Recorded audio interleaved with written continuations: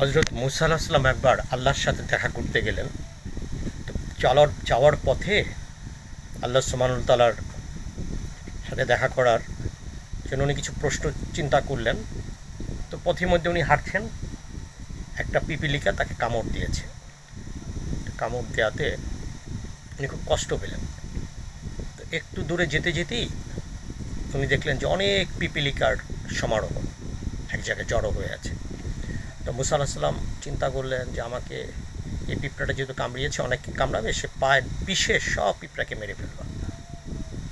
তো আল্লাহকে জিজ্ঞাসা করছেন মুসা যে হে আল্লাহ সুবহানাহু ওয়া তাআলা, তুমি একটা জাতির উপরে এত রাগ করো, এত কওমের উপরে রাগ করে তুমি পুরো জাতিকে ধ্বংস করে দাও, কারণটা কি?